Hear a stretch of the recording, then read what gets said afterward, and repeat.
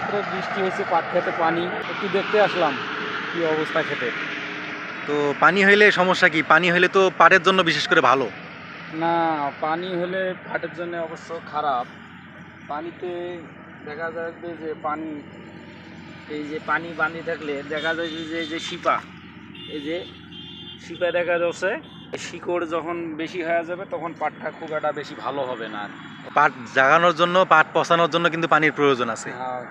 সে প্রয়োজন আছে, সেটা তো অনেক পরের বিষয়, কিন্তু পাটটা তো আগে আমাকে বড় করতে হবে, আঁশটা ভালো করতে হবে। কিন্তু এই পানি যদি এরকম বান্দি থাকে তাহলে পাটটা আমার খুব একটা বড় হবে না, গাছটা খুব বড় হবে না, ছোটই থাকবে আর কি, তেমন একটা ফলন আসবে না।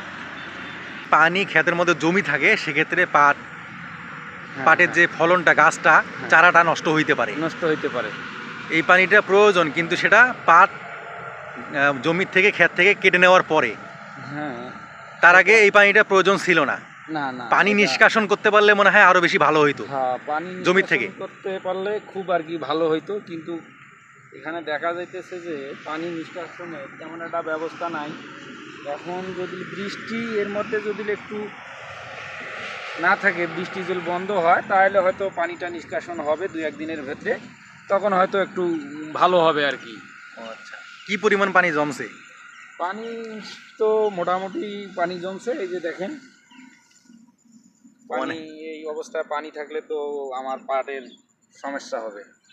তার মানে পানি ক্ষেতের মধ্যে বেশি দিন স্থায়ী হওয়া যাবে না। না না না, বেশি দিন স্থায়ী হলে এই আমার পাট গাছটা হয়তো অনেক সময় মরে যেতে পারে।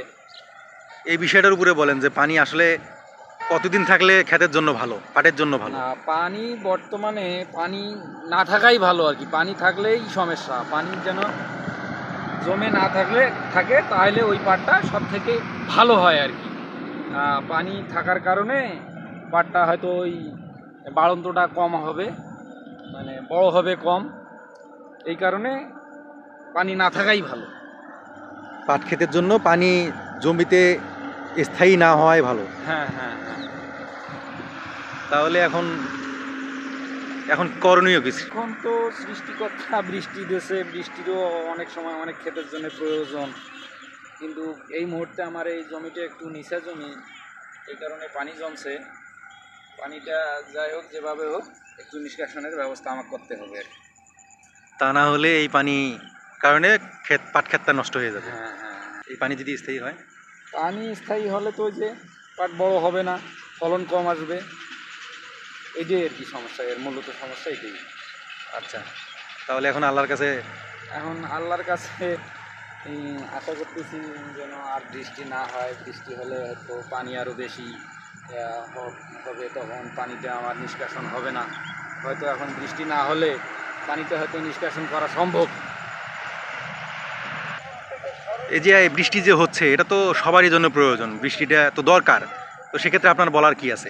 হ্যাঁ, বৃষ্টির দরকার আছে, কিন্তু সময় মতো আর কি বৃষ্টির দরকার, কিন্তু এখন তো সময় বৃষ্টি মানে অতিরিক্ত হয়ে যাওয়ার কারণে বৃষ্টি পানি জমি গেছে, এই কারণে আর কি সমস্যা দেখা দিতেছে। যেমন উঁচু জমির জন্য একটু ভালো, কিন্তু আমার এই জমিটা একটু নিচু, তো এই কারণেই সমস্যা দেখা দিতেছে। বিশেষ করে বলা যাচ্ছে যে বৃষ্টি যদি হয়, সেটা কৃষকের জন্য যতটুকু প্রয়োজন অতটুকু বৃষ্টি হলেই তাহলে ভালো আর কি, উপকার এবং ভালো। এর থেকে অতিরিক্ত হয়ে গেলে কৃষকের জন্য খুবই ক্ষতিকর। আচ্ছা, আর বৃষ্টিটা মূলত হচ্ছে ধনীদের জন্য একরকম বিনোদনের বিষয়, আর গরিবদের জন্য অতিরিক্ত হয়ে গেলে দুঃখের কারণ।